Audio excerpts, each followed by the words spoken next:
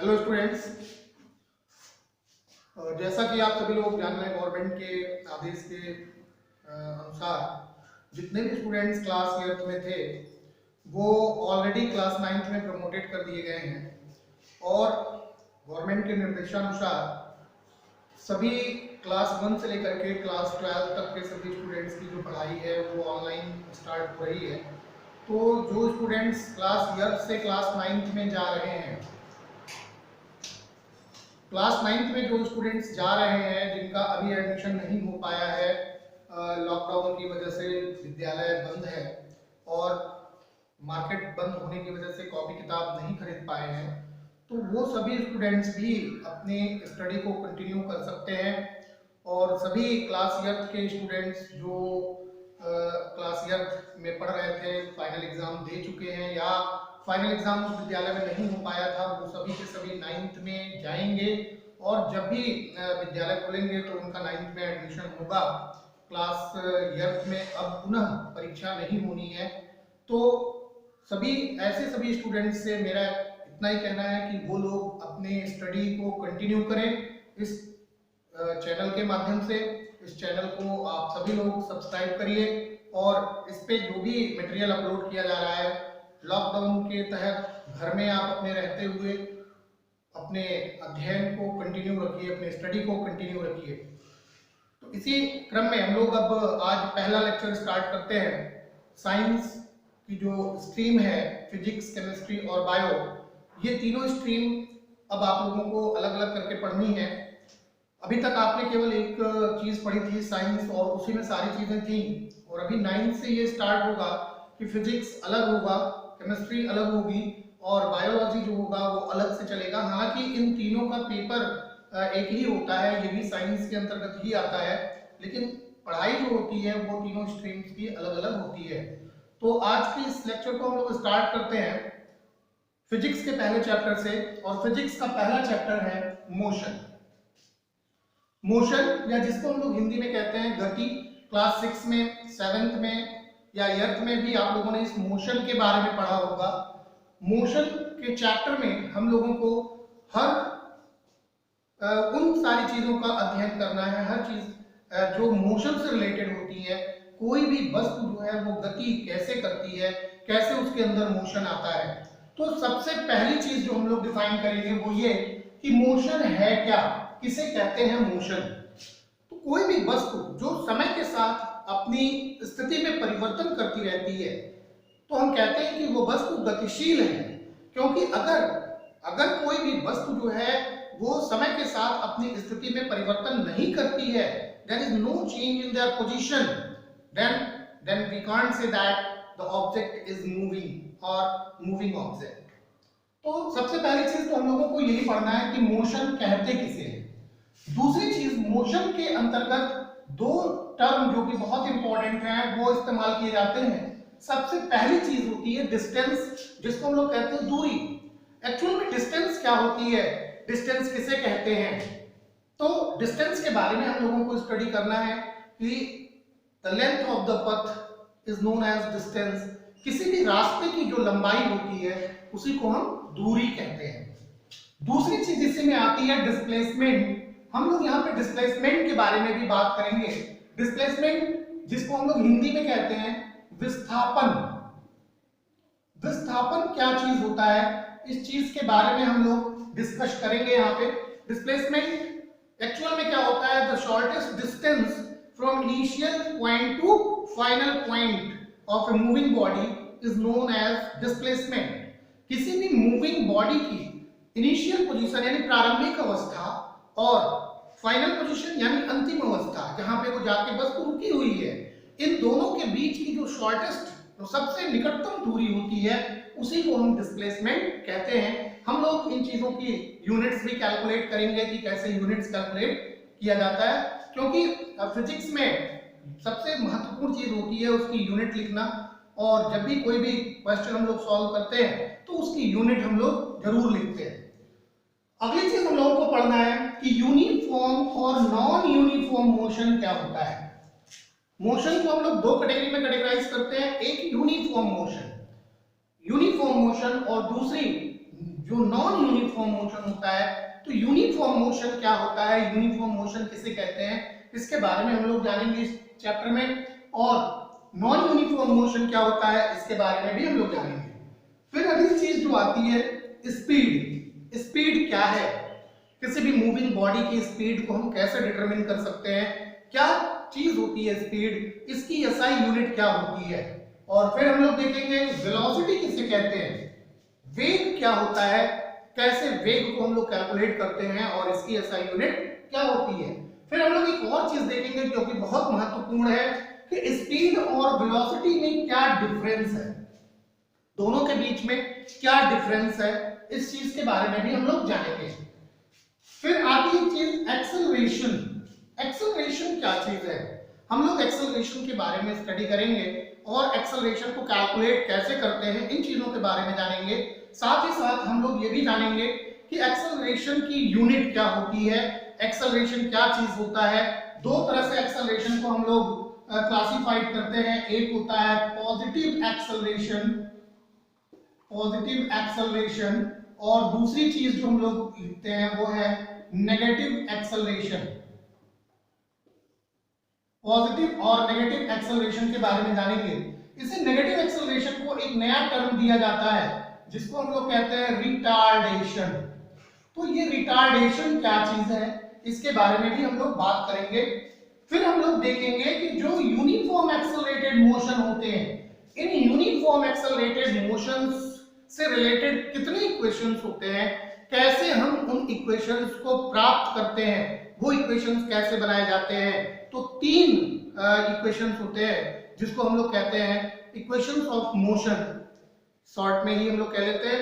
वैसे इसको पूरा जो कहा जाता है वो है यूनिफॉर्म एक्सेलरेटेड मोशन के इक्वेशंस, लेकिन शॉर्ट में हम लोग इक्वेशंस ऑफ मोशन कहते हैं। और ये तीन होते हैं, सबसे पहला होता है v equal to u plus at, दूसरा जो होता है वो है s equal to ut plus half at square, तीसरा होता है v square equal to u square plus 2as।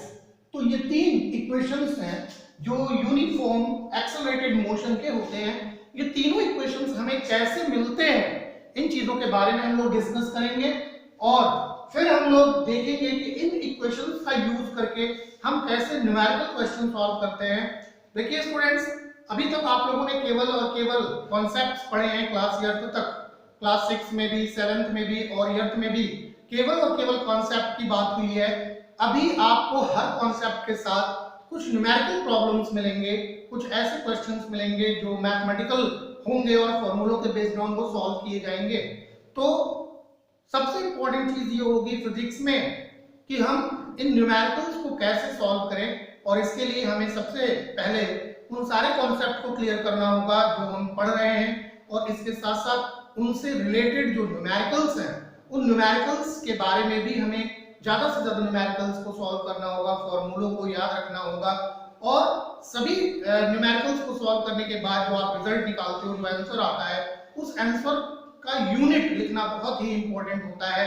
तो यूनिट के बारे में जानेंगे, जितने भी हम लोग टॉपिक्स को पढ़ेंगे उन सबके यूनिट्स क्या हैं, उन यूनिट्स के बारे में जानेंगे, और जो रिजल्ट हमारा निकल रहा है वो किस यूनिट में होगा, ये सारी चीजें हम लोग फिजिक्स में करते हैं। फिर हम लोग देखेंगे कि किसी भी मोशन को, जो यूनिफॉर्मली एक्सेलरेटेड मोशन है, उसको ग्राफिकली कैसे रिप्रेजेंट किया जा सकता है, ग्राफ पे कैसे हम लोग इसको रिप्रेजेंट कर सकते हैं। ग्राफ को रीड करना हम लोग यहाँ पे सीखेंगे।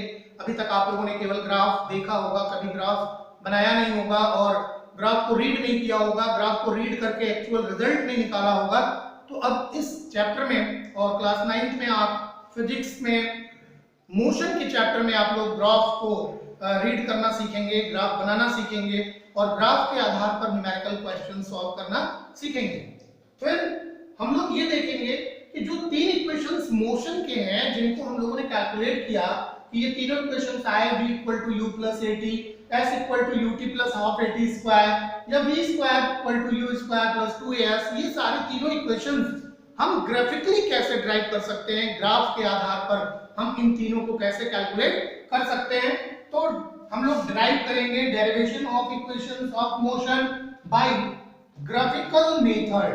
ग्राफिकल मेथड के द्वारा हम लोग इक्वेशंस को डिराइव करेंगे। और सबसे लास्ट टॉपिक जो होगा वो होगा यूनिफॉर्म सर्कुलर मोशन, यानी जब भी कोई मूविंग ऑब्जेक्ट जो है वो एक सर्कुलर पथ पर मूव करती है, एक सर्कुलर पथ पे मूव करती है, तो उसकी स्पीड हम कैसे कैलकुलेट कर सकते हैं, उसकी वेलोसिटी कैसे चेंज होती है, उसकी वेलोसिटी चेंज होती है या नहीं होती है, इन सारी चीजों के बारे में हम लोग डिस्कस करेंगे।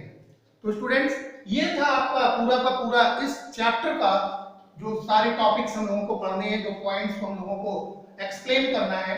तो अभी हम लोग स्टार्ट करेंगे सबसे पहली चीज मोशन। मोशन से स्टार्ट करते हैं। मोशन किसे कहते हैं, क्या चीज होती है मोशन? तो कोई भी ऑब्जेक्ट अगर समय के साथ अपनी स्थिति में परिवर्तन करती है तो हम कहते हैं कि वो ऑब्जेक्ट मोशन में है। अगर कोई भी ऑब्जेक्ट समय के साथ अपनी स्थिति में परिवर्तन करती है, वो अपनी पोजीशन को टाइम के रिस्पेक्ट में चेंज करती है, तो हम कहते हैं कि ऑब्जेक्ट जो है वो मोशन कर रही है। अगर कोई भी ऑब्जेक्ट समय के साथ अपनी स्थिति में परिवर्तन नहीं करती है तो इसका मतलब उसके अंदर कोई मोशन नहीं है। तो आइए समझते हैं। मान लेते हैं कि ये एक रोड है और इस रोड पे एक कार खड़ी हुई है। इस रोड पे एक कार खड़ी है।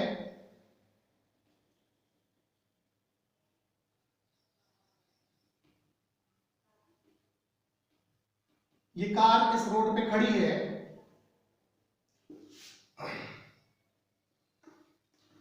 अगर इस जगह पे हम एक पॉइंट लगा दें, ये पॉइंट ए है और पॉइंट ए पे ये कार जो है वो 10 बजे खड़ी है। 10 बजे।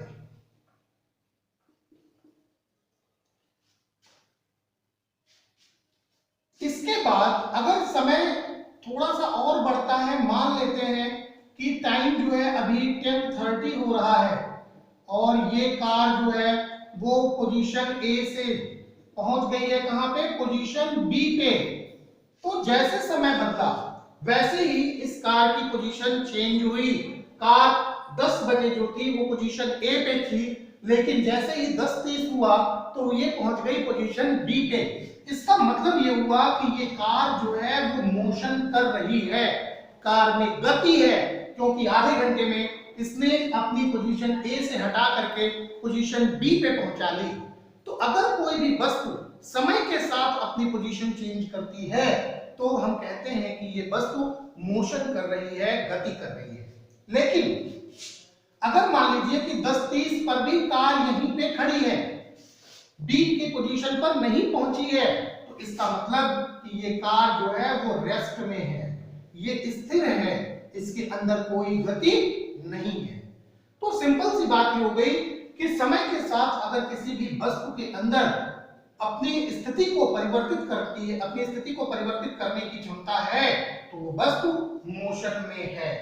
तो मोशन में क्या हो गया कि when an object change its position with respect to time,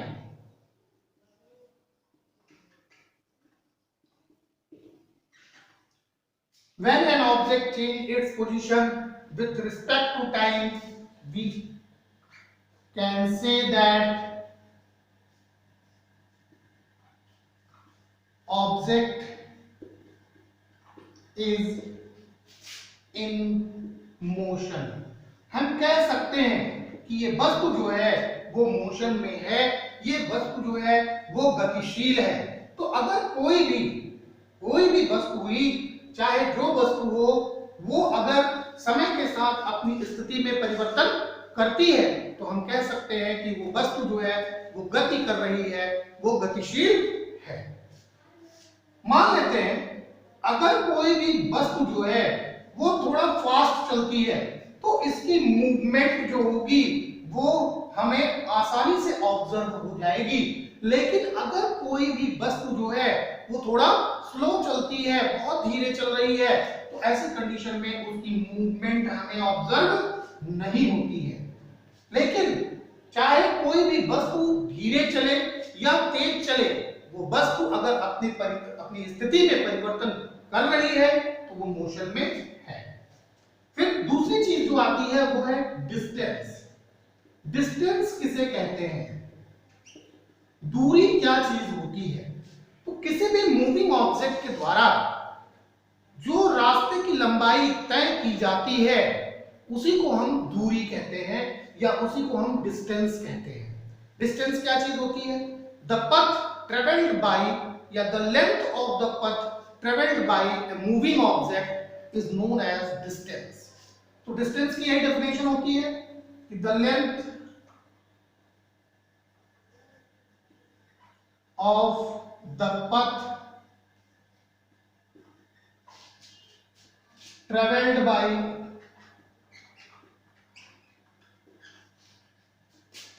a moving object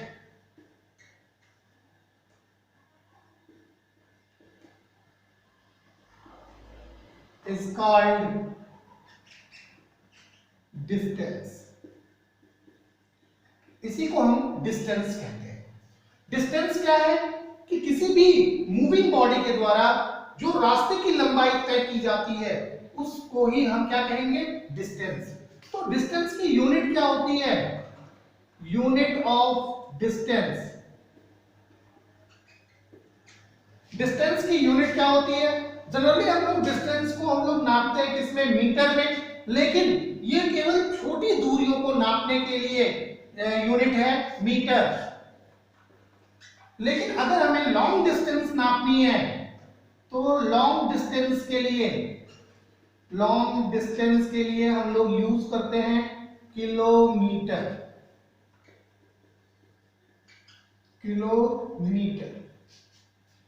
long distance नापने के लिए जो हम लोग दूरी नापने के लिए यूनिट जो यूज करते हैं वो क्या है?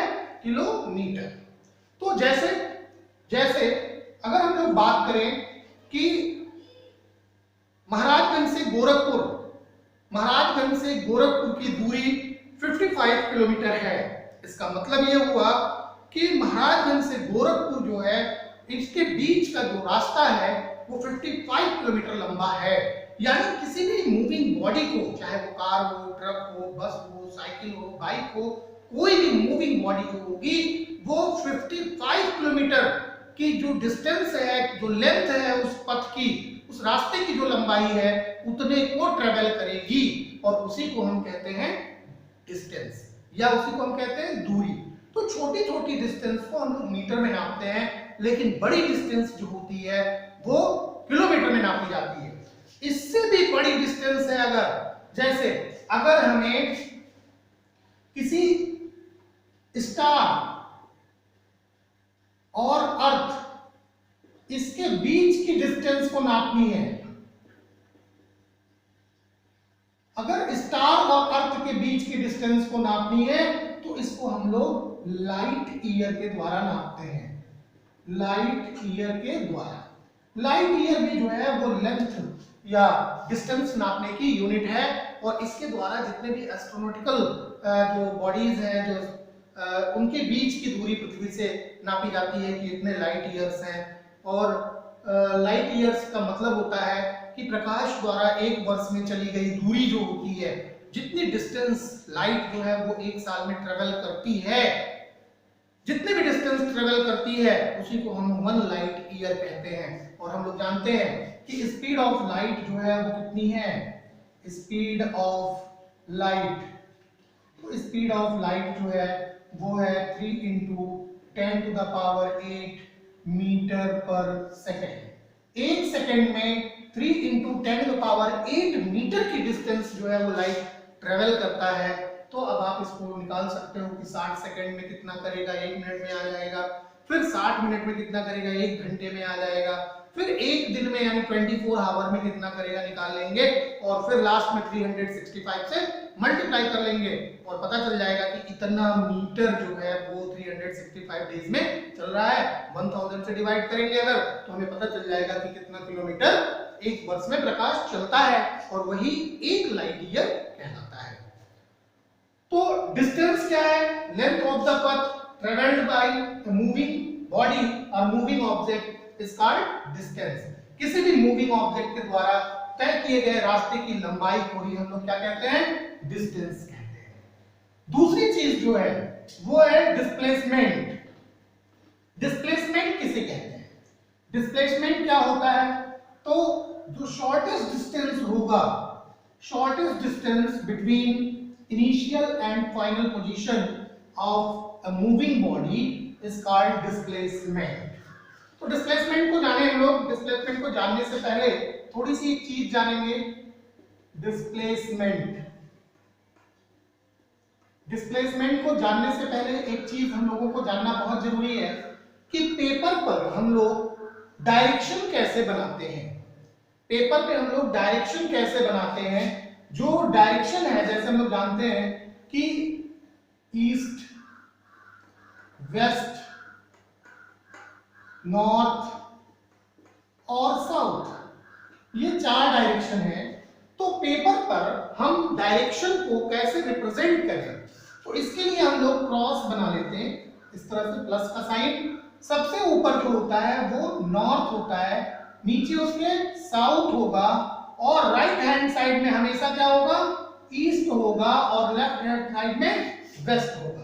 तो जब भी पेपर पे हमें बनाना होगा, तो हम जब कोई भी लाइन, कोई भी डिस्टेंस को नॉर्थ डायरेक्शन में शो करेंगे, क्योंकि मैक्सिमम टाइम पे ऐसा आता है ये कि एक बॉडी जो है वो ए से मूव करती है और नॉर्थ में 5 मीटर ट्रेवल करती है। तो पेपर पे नॉर्थ हम किधर बनाएं? हमेशा अपर साइड में। फिर वो टर्न करती है ईस्ट की तरफ, तो हम लाइन किधर खींचेंगे? ईस्ट की तरफ। फिर वो साउथ की तरफ जाती है, तो लाइन किधर खींचेंगे? नीचे की तरफ। तो ऐसे पेपर पे जो हम डायरेक्शन बनाते हैं कि जो मूविंग ऑब्जेक्ट है वो किस डायरेक्शन में मूव कर रही है, तो ऊपर नॉर्थ, नीचे साउथ, और राइट हैंड साइड में ईस्ट होगा और लेफ्ट हैंड साइड में वेस्ट होगा। सवाल यह है कि ये जानना क्यों जरूरी है? क्योंकि डिस्प्लेसमेंट और वेलोसिटी दो ऐसी चीजें हैं जो बिना डायरेक्शन के क्लियर नहीं होती हैं। तो इन दोनों चीजों को क्लियर करने के लिए सबसे पहले हमें डायरेक्शन को जानना होगा कि डायरेक्शन किधर है। आइए डिस्प्लेसमेंट को हम जानते हैं। सबसे पहले छोटा सा एग्जांपल लेते हैं कि late a moving body starts from point A and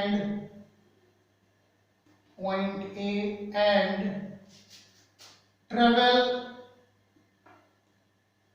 5 meter north, 5 meter in north to point B. Then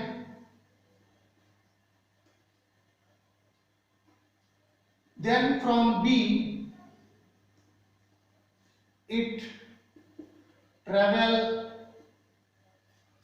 3 meter south.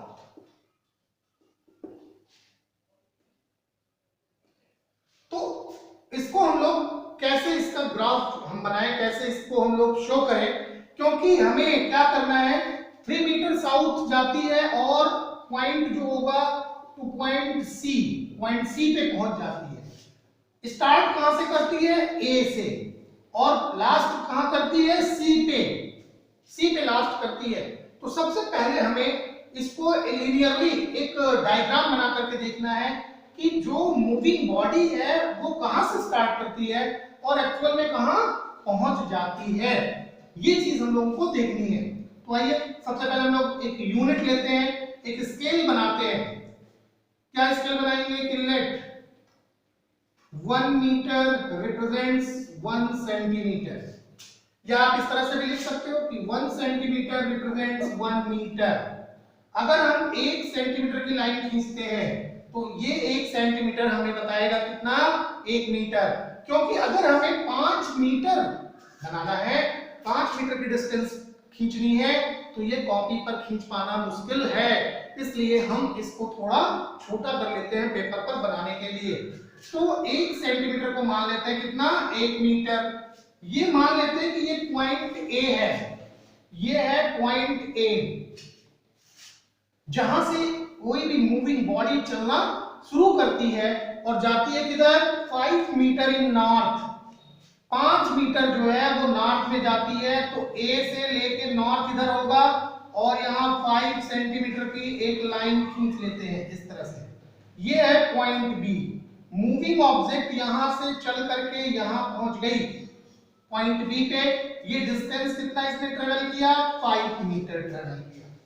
अभी ये क्या करती है, बी से ये 3 मीटर साउथ की तरफ जाती है, तो बी से 3 मीटर अगर साउथ की तरफ आएगी तो ये 3 मीटर हो गया यहां आकर के, ये 3 सेंटीमीटर पे हमने निशान लगा लिया, और ये है पॉइंट सी। तो अभी अगर देखा जाए कि इसने कितनी डिस्टेंस ट्रेवल की, ये 3 मीटर है, इसने कितना डिस्टेंस ट्रेवल किया, तो इसने डिस्टेंस ट्रेवल किया ए से बी तक प्लस बी से सी तक। कितना आया, ए से बी तक जाने में इसने 5 मीटर ट्रेवल किया, और बी से सी तक आने में इसने कितना ट्रेवल किया, 3 मीटर ट्रेवल किया। तो टोटल डिस्टेंस कितना ट्रेवल किया, 8 मीटर। टोटल डिस्टेंस ट्रेवल हो गया 8 मीटर। लेकिन डिस्प्लेसमेंट कितना है, तो डिस्प्लेसमेंट है ए से सी के बीच का, यानी डिस्प्लेसमेंट जो है वो है AC। AC कितना होगा, AC कितना हो जाएगा, कैसे हम कैलकुलेट कर सकते हैं, तो AC हो जाएगा AB माइनस BC। AB कितना है 5 मीटर माइनस BC कितना है 3 मीटर, कितना आ गया 2 मीटर। तो डिस्प्लेसमेंट जो है वो 2 मीटर का है, यानी A से C तक के बीच की दूरी 2 मीटर पर है। ये मूविंग ऑब्जेक्ट A से यानी अपने इनिशियल पॉइंट से, स्टार्टिंग पॉइंट से 2 मीटर की दूरी पर है। इसी चीज को थोड़ा सा हम और टर्न करते हैं, यहां साउथ की जगह पे हम लिख देते हैं ईस्ट। अगर साउथ की जगह पे ईस्ट लिख देते हैं तो ये क्वेश्चन कैसा हो जाएगा, मान लो कि ये पॉइंट ए है जहां से मूविंग ऑब्जेक्ट 5 मीटर की डिस्टेंस को ट्रेवल करती है और पॉइंट बी पे पहुंच जाती है, फिर ये टर्न होती है किधर, ईस्ट की तरफ, और 3 मीटर ईस्ट पहुंचती है। ये 3 मीटर हो गया, ये 5 मीटर हो गया, ये पॉइंट है सी, ये पॉइंट सी हो गया। तो अभी ट्रेवल डिस्टेंस तो इतना ही है, लेकिन अब डिस्प्लेसमेंट कैसे निकालेंगे, हमने आपको पहले बताया क्या कि डिस्प्लेसमेंट जो होता है वो इनिशियल और फाइनल पोजीशन के बीच की शॉर्टेस्ट डिस्टेंस होती है। तो स्केल रखते हम इसको ऐसे मिला देंगे और जो इसकी लेंथ आएगी वही डिस्प्लेसमेंट होगा। डिस्प्लेसमेंट ये नहीं होगा, ये या ये नहीं होगा, डिस्प्लेसमेंट ये शॉर्टेस्ट डिस्टेंस होगी। तो जो शॉर्टेस्ट डिस्टेंस होती है वही डिस्प्लेसमेंट कहलाता है। तो यहाँ पे डिस्प्लेसमेंट जो होगा वो AC के बराबर होगा। आप इसको स्केल रख के नाप सकते हो या फिर आप कैलकुलेट कर सकते हो। किसी भी मेथड के द्वारा हम AC की लेंथ को पता कर लेते हैं और हमें डिस्प्लेसमेंट पता चल जाता है। तो डिस्प्लेसमेंट एक्चुअल में क्या चीज है, डिस्प्लेसमेंट किसे कहते हैं, तो कोई भी बॉडी जो होती है वो एक पोजीशन से दूसरी पोजीशन में जाती है और उसके बीच की जो शॉर्टेस्ट डिस्टेंस होती है उसी को हम क्या कहते हैं, डिस्प्लेसमेंट कहते हैं। तो आइए डेफिनेशन लिखते हैं डिस्प्लेसमेंट की।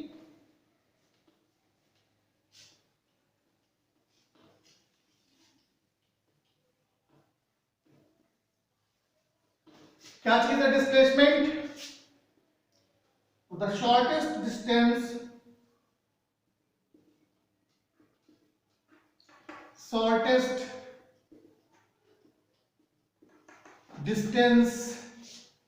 between initial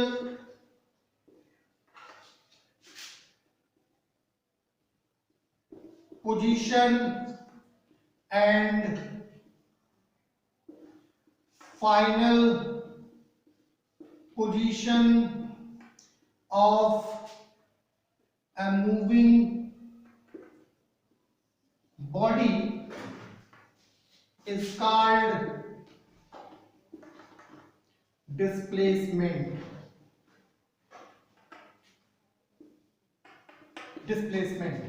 The shortest distance between initial position and final position of a moving body is called displacement. Its SI unit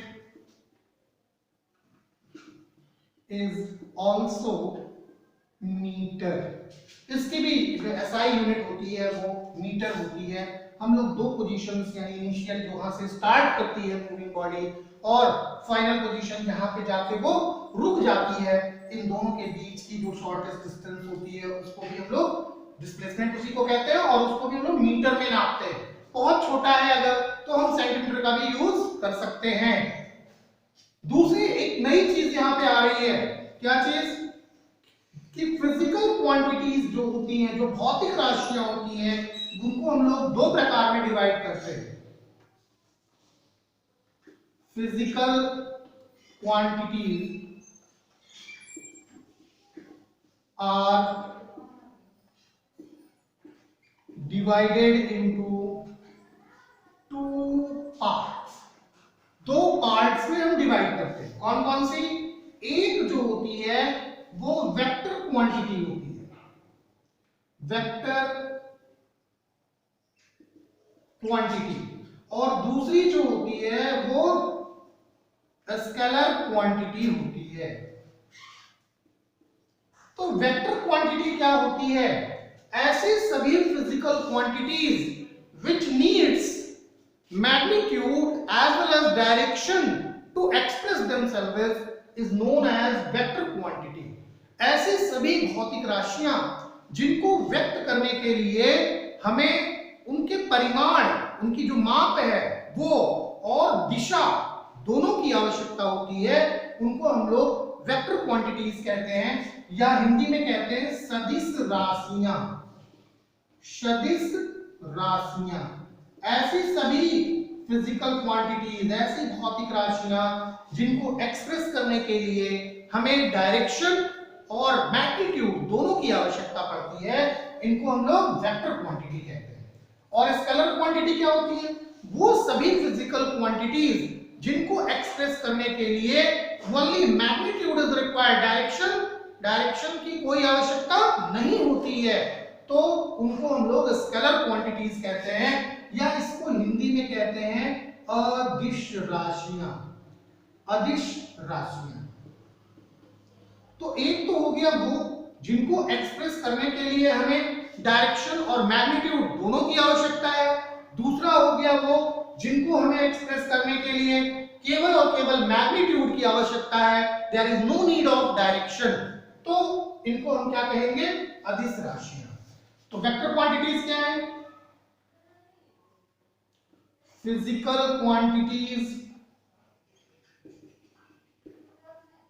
which needs magnitude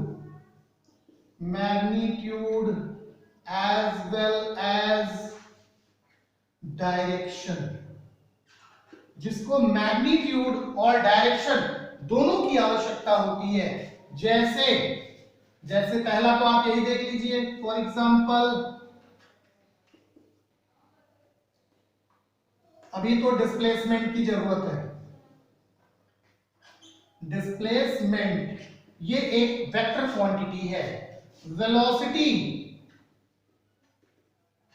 ये भी एक वेक्टर क्वांटिटी है. दूसरी है स्केलर क्वांटिटी. ऐसे फिजिकल क्वांटिटीज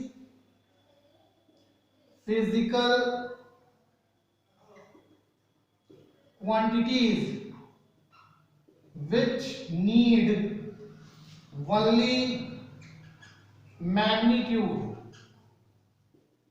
जिसको केवल किसकी आवश्यकता है? मैग्नीट्यूड की, नॉट डायरेक्शन। जैसे अभी हम लोगों ने पढ़ा डिस्टेंस, स्पीड पढ़ेंगे हम लोग, मॉस एटसेट्रा।